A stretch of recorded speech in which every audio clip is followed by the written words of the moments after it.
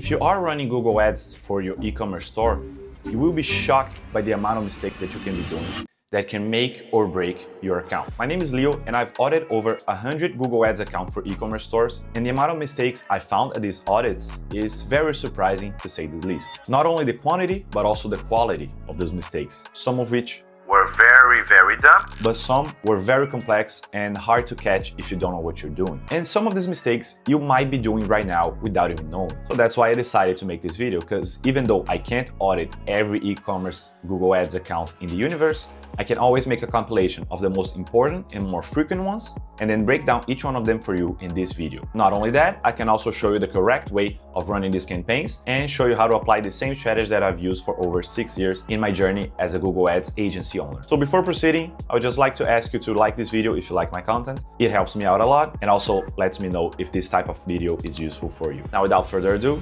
let's go back to my screen. Okay, so hey guys, I'm sharing my screen with you of a Google Ads client account.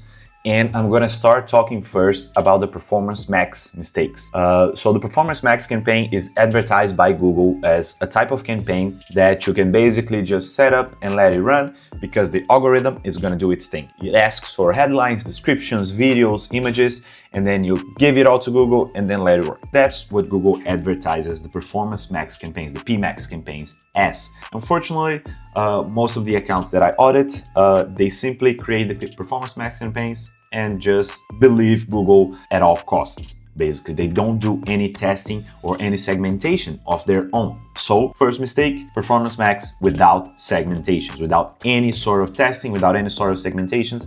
And you know, what are you doing if you're not even controlling where your ads are being shown, for example, right? So the first thing is locations. You know what countries you are able to sell and what countries you are not. The countries you are able to deliver your products and the countries you can't, right? So the first thing you have to do is go first, of course, select the Performance Max campaign here on the top or on the left menu in campaigns, and click on the Performance Max campaigns that you created, and then you go on campaign settings here, and then you're gonna see locations, not store locations. This is for physical stores, but campaign settings, location.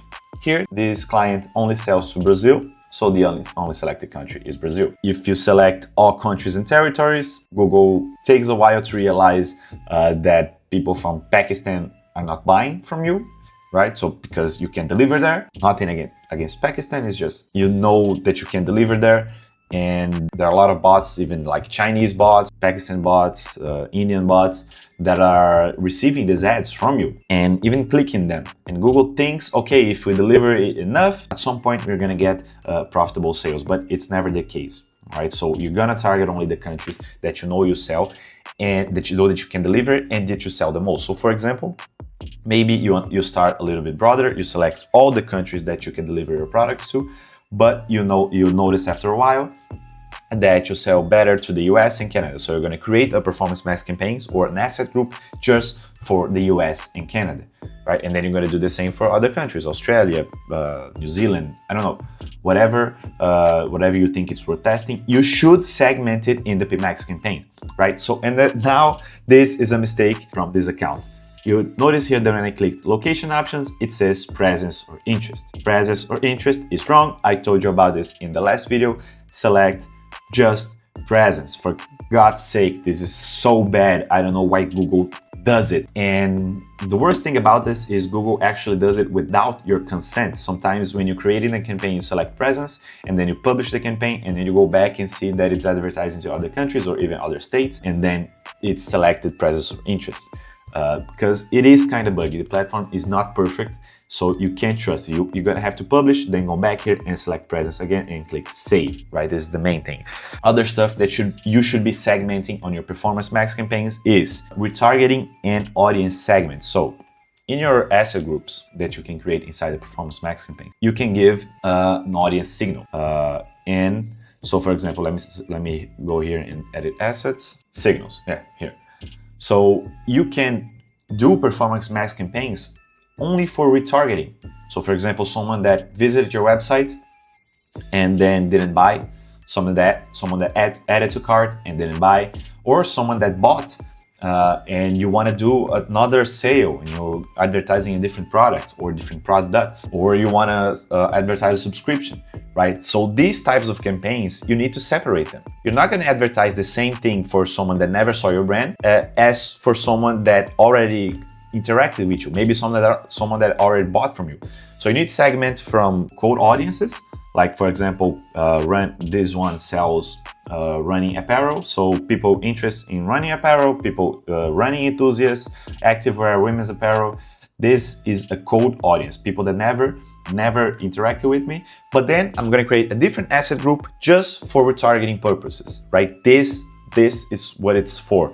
So this is search teams and audience signals, but you can also segment by your own data. So if you need to have Google Analytics for setup for this, I think. I don't remember what are the specifications that Google is asking for.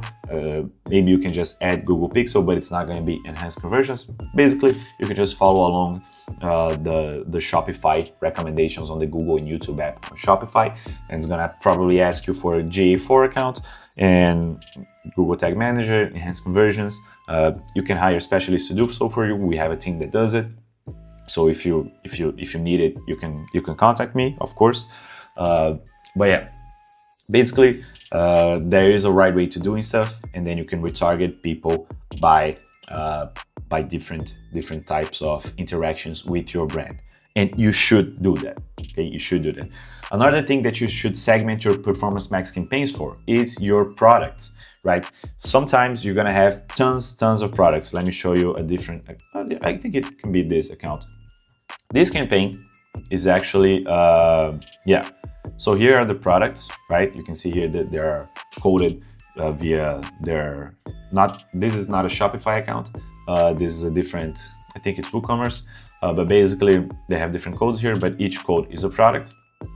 And I don't need at this moment to see what the products are to see which ones have the best conversion numbers, right? I can go here in columns and select conversions and then conversion value / cost, so I can see the actual return on investment for these products. And let's see here, number of conversions and conversion value, right? So I'm gonna put this on the top, conversions, conversion value per cost, and conversion value, and then cost, right? And then I'm gonna apply. So I can see here conversion values per conversion per cost. I can see here the most profitable products, right? It's this one, this one, this one. See, they got me $1,000, $600, $1,500, right? And at a very good ROAS. And you can see also the cost, the ones that spent the most, right? You can see, oh, this one spent the most, but it actually got me 356 sales and 147,000 in conversion value. So does it make sense to leave this product in all these different products on the same bucket? So the answer is of course not, right? Because Google is gonna get a little bit entangled. It's not gonna be the most optimal way of running your account. So the first thing you need to do is create, after you have some data, of course, is you create a bestseller campaign. Actually, a bestseller asset group inside the performance campaign is also possible, right? But you might want to do different campaigns so it's easier to manage. Another thing is different profit margins per product. So if you know, like you have 10 products that you can have a ROAS of 2 and still be profitable, and then you have a different set of products, let's say another 15 products that you need to have a ROAS of 5 to be profitable, you're not gonna get that in the same campaign, because what will your target ROAS be? You have to put 500%, because that means each dollar you spend, you get 5 back in revenue. But at the same time, the products that could be sold by a ROAS of 2 or 3 or 4 are not gonna get the best chance of getting you money, getting you profitable inside the Performance Max campaign. So you need to separate between profit margins. You need to segment the products between bestsellers or profit margins and angles, right? It's better for you to test different angles for each product. You can get the same product and create 10 variations in Shopify and then select different angles. For example, this brand focuses solely on selling to women that run, that like running, right? The sport running, not just running for fun. They practice the sport. They do marathons. So maybe They could put a different performance max campaign, create different variations of their products, and their product pages are now going to be targeted to women that go to the gym. Just go to the gym, because it is the same product. Like, people that go to the gym use the same product than people that run. Sort of, right? It's not exactly the same, but you get my point.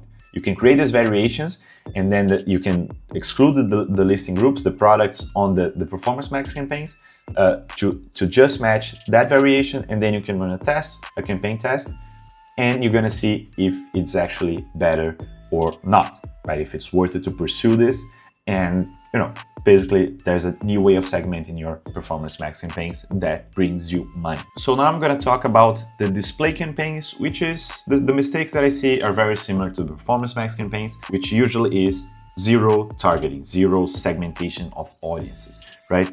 And as always, like I said, for the Performance Max campaigns, there are tons of stuff that you can retarget to. There's bunch of segmentations that you can do, but in general, you need to do a broad and a retargeting ad group for the display campaigns, right? With broad, you can target segments and you can get clicks. So for example, let me go here to broad, to the broad campaign settings, the broad ad group settings, and click here on edit ad group targeting. Now you can see how my broad campaign is set up. First, I turned off optimized targeting, which basically it's Google ways of saying, let me advertise to whoever I want to, right? And these are the audience segments that I told Google to advertise my display ads to. So for example, for this product here, I want to advertise to people that care about beauty and wellness, beauty and personal care, that buy bath and body products, hair care products, skincare products. And the goal of this campaign is not to actually get tons of sales, to get a higher ROAS. Is to increase your digital footprint within the websites that Google can advertise to, and even YouTube ads, for example, Gmail ads, Google Maps, right? Any sort of placement that we can find, so your brand becomes more ingrained in the minds of your consumers, right? So for example, the display campaign, it's not targeted exactly to buy. You might get some sales, right? But the goal of the display campaigns is to actually increase the conversions on your search campaigns, on your Performance Max campaigns, your YouTube campaigns, right? And the truth is, it takes a while, but if you're doing it right, you're gonna get an uptick in ROAS. So this is the broad ad group, and then there's the retargeting ad group. Also, same thing as Performance Max campaigns. Why do you need to do this? It's because your ads for one are not going to be the same as for the ads on another. So for example, here you can see that this is the audience that interacted with my brand. Add to cart, visitors, began checkouts, non-purchases, purchases. I think ideally, like since this is a Black Friday campaign, I put it all together in the same group, but ideally I would separate the purchases here. This would be a different type of advertisement, like for example, here's a new product instead of the one that you already bought, right? But yeah, this one is you can use certain tactics, like for example, click here to get 10% off and finish your purchase. Click here to get free shipping, right? Click here to get a free gift on your purchase and finalize your purchase. Basically, or you can also use other arguments, like for example, there are some information about your product that maybe it's not well covered in the product page, and it makes a difference in the decision-making process of the buyer. So you highlight it to them, hey, you know that this product has X, did you know that? Then people are gonna click and buy it. Or even then, they might not click and buy it here, but they're gonna get the ad later, or they're gonna search for the product again later and finish the purchase, right? That's the goal of the display campaigns. So that's why you don't put target ROAS or target CPA in your display campaigns, because you need the highest volume that you can get for the budget that you're allowing to, right? So you're not gonna break the bank, not gonna break the budget here on the display campaigns. It is gonna be an accessory to the other conversion campaigns, basically. So if you put here target CPA and target ROAS, you might not spend at all, right? Because the display campaigns initially are not the ones that will be getting the sales for you, right? They're not going to be the main drivers of conversions. They're going to be the accessories to those other campaigns. They will allow the other campaigns to scale at the same or even bigger ROAS, right? So we can leave here for maximize conversions or even, let's say, viewable impressions, right? Your call, just don't put target ROAS or target CPA on your display campaigns. Now let's talk about the mistakes that you can make on a general search campaign. On search campaigns, you can actually select the match type for each of the keywords that you're advertising to. So you can do broad match keywords, phrase match keywords, or exact match keywords. Keywords, I'm sorry, my pronunciation is not the best for saying keywords. Okay, so one big mistake that I see is people just put broad match keywords all over their search campaign. And it is bad because Google gets too broad with it. And you can't actually control everything if you just leave everything at broad. So what I usually do is, for each ad group, I at maximum put 1 or 2 broad match keywords, and the rest of them are going to be either phrase match or exact matches. And why do I do this? Because these are the ones that I know have already worked in the past, or they have higher chances of working. And because I did a good research about it, I know their search volume and I know they're gonna do well. And then I leave just one broad match, 1 or 2, right? Because this way, these broad matches will give me, they're not gonna be like the best one. You can see here, this one has 4 ROAS, while the other two they're selling, the other keywords they are selling, their phrase match and exact matches have 7.4 ROAS or 5.75. But this one is gonna get me the most data because as much as I do a good amount of research on what keywords I'm going to use for the campaign, I'm not going to learn them all, right? I'm not going to know them all. So one broad match, it gives me info when I go and look at the search terms report. And then I can see, I can get new ideas. I can remove bad keywords, bad search terms, for example, and add them as a negative or a positive keyword as phrase match or exact match. So we can see here tons of searches that my campaign showed for that were only shown my ads to because I left a broad match keyword. So here, this company here sells razors, friction-free shaving. I put a lot of shaving related keywords here in this campaign, but friction-free, never. So since this looks like a good one, yeah, I'm gonna see the data, I'm gonna see there's only one impression here, but you can find some newer ideas, right? So it's not just this one. In fact, this one is just for the last 3 days. But friction-free shaving is something that I never thought of it. And I couldn't find in any one of the tools that helped me get the keywords that I wanted to use for this campaign. So friction-free shaving, okay, good idea. Maybe, leaf blade razor. I don't know what is that. Maybe it's a competitor and maybe it sells a different product. So instead of just adding as a keyword, I'm adding as a negative keyword.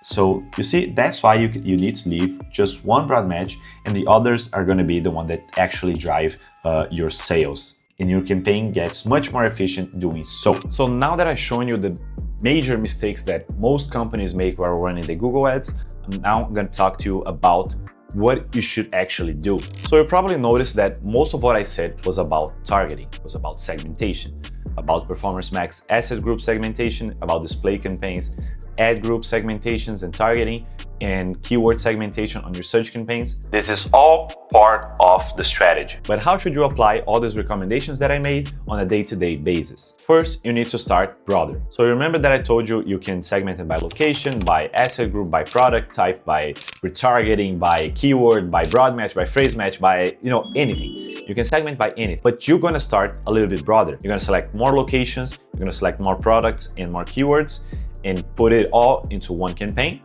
and then let it spend a little bit. After you let your campaign spend, you're gonna get more data. Once you get this data, you need to understand it. That's why segmentation is really important, because if you don't know which parts of your campaign are the most efficient ones, how you're gonna segment them later into the best and most profitable they can be. So for example, you can start a worldwide campaign for all the countries that you sell. On the Performance Max campaign, for example, and for let's say US, Canada, Australia, Ireland, New Zealand, what other English-speaking country there is, and maybe the European Union too. And then the whole campaign is you're gonna let it spend. After a while, you're gonna start noticing some trends regarding locations. you're gonna see that maybe Canada sells better. You're gonna see that maybe US is spending more, but the ROAS is a little bit lower. Maybe you can see that the whole European Union is not being profitable, spending a lot, not being profitable. Maybe you need to run ads for with the languages for each of the countries that are in the European Union to be more profitable. I don't know. You're gonna get theories, you're gonna get data, and then you're gonna test them. For example, I mentioned that the US campaign might be the biggest spender, but not have the highest ROAS. What does that tell you? It tells you that it has potential. Let's say your ROAS is at 1.5 and spending $1,000 per week. If you dig a little bit deeper in the locations, you're gonna see some states that sell better than others. Maybe it's due to seasonality, maybe it's due to the actual culture of those places, maybe it's due to, I don't know, maybe one state being more cold and other more hot, right? Depending if you sell like beachwear or something like that. If you sell any sort of sporting apparel, sporting goods for colder states and countries, you need to sell the ones that make the person warmer. And I don't know, for places like Miami, you actually need to sell stuff that it is more adequate to their climate. So with that information, you can, for example, you can segment your product groups by weather type. For Miami, you're gonna advertise a different set of products than what you're gonna advertise to Minnesota or even the rest of the country and Canada. And as that information goes by, you start creating campaigns that have the best possible settings. Just the places that you sell the most, just the products that you sell the most, that are the most profitable ones, just the angles that you tested and sell the most, or even the audience segments that you tested with the display or marketing campaign or the Performance Max campaigns. Once you have real data, you're gonna be able to build real campaigns, the campaigns that allow you to scale and make money. But you needed to have data, you needed to start broader and then narrow it down as you accumulate data and understand that information that Google Ads presents to you. For the search campaigns, you can use tools like the Google Ads Keyword Planner, Ubersuggest, or Ahrefs, so you can figure out what keywords are you gonna start with and what keywords are you gonna start with. Broad match, phrase match, exact match. The Google Ads Keyword Planner even lets you do full estimatives of how your campaign is gonna perform based on conversion rate and click rate. So you don't have to start blindly, you just have to start a little bit more broad and narrow it down as you go. And meanwhile, I highly recommend you to do quick checks every day and deep dives, campaign creation, new ad group, asset creation, every week. Because as you review your account every day, you're gonna have a lot of ideas. And if you try to apply all of them at once and the day that you have the insight, you're not gonna work on anything else. So accumulate information and insights over 7 days by checking your accounts all of these days. And then on the 7th day, you actually implement those changes. Except excluding bad performance assets. So for example, you're doing your daily checks. If you notice a keyword or asset or product or even audience that is spending more than, I don't know, your target CPA and got no sales, you pause them immediately. You want to be the most efficient possible. So on the daily checks, you only review stuff, get insights and pause and exclude assets that are not performing. And then on your weekly checking, you create stuff. Create new campaigns, you create new assets, you test a bunch of new settings on your campaigns that you accumulated the insights during the week that you reviewed. Oh, for God's sakes, I forgot to mention, do not apply the auto recommendations that Google tells you to. These all suck. Not all of them, but the auto recommendations are all like, oh, if limited by budget, spend more. And if it's not profitable, so what? Google just takes your money anyway. And then you're gonna check at the end of the week or the end of the day and spend like $1,000 when you only gave Google a budget of 100. So you turn off all auto recommendations from Google, no matter what they are. It doesn't make sense. If you actually fell for the trap of talking to a Google rep, they're gonna try to apply all the auto recommendations possible. This is a trap, this is bad, just don't do it, please. Don't do it, it's not worth it. I forgot to mention while I was screen sharing, but this is very important, don't do it. And as always, thank you for watching the video up until the end. Leave a like if you enjoyed the video, it helps me out a lot. Subscribe if you want to see more content about Google Ads. And if you don't want to do all of this stuff that I just told you to, and if you want to hire a specialist to run your Google Ads for you, I have a Google Ads agency. It's called Ventavery. We've been at it for over 6 years, a combined experience of over 12 years from both me and my partner, both the founders. And you can check down the page below in the description. It's ventavery.com. You can book a call with us. We can do the audit on your account. And if I find all these mistakes that I told you about in this video, I'll let you know, but also we can talk to see if we're a good match, if we can actually get your account into 6 and 7 figures monthly, because we've done that for tens and hundreds of brands in the past. Thanks, and I'll see you in the next video.